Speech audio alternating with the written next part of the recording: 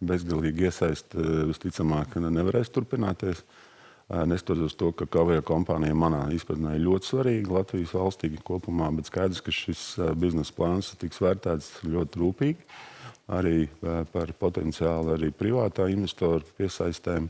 Un skaidrs, ka tas arī būs šis fundamentālais lēmums, arī noticot, izvērtējot jaunās valdes sagatavoto biznesa plānu. Apzināti mēs taču nevirzīsimies uz to, kur nav izpildāms, un atkal pilnīgi noteikti ieguldot redzēsim, ka tas ir tikai dziļāk iešana vēl bedrē. Tas, protams, nevar notikt šajā gadījumā, manuprāt.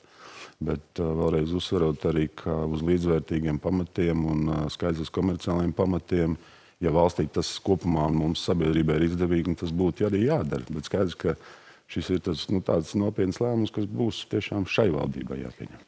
Laikam jāsaka tā atklāti, un droši vien tas jau nav nekāds noslēpums, ka Baltikas vispār pastāvēšanas vēsturē ir balstījies pamatā uz valsts atbalstu. Ja? Mērķis jau ir skaidrs aiziet no šī pastāvīga atbalsta. Tāpat laikā mums ir jāsaprot, ka Baltikas nodarbina 3000 darbinieks. Tas ir ļoti būtisks arī ne tikai aviācijas kā drošības, bet arī ekonomika. Par šiem gadiem, ja mēs skatāmies kopējā atdeve, kas ir tautssaimniecībai caur Air Baltiku, ko viņš nodrošina, ir manā izpratnē lielāka nekā ieguldījumi. Bet vēlreiz skaidrs, ka es minēju, ka mērķis ir pilnīgi noteikti nostādīt Air Baltiku, varbūt ne uz tik, es neteiktu utopiskiem, bet varbūt nesasniedzamiem tāliem mērķiem, kur var iet gadsimtiem uz viņiem, tad nolikt tādu mērķi, lai viņš būtu pašpietiekams tādā izpratnē nodrošināt savu operacionālo darbību.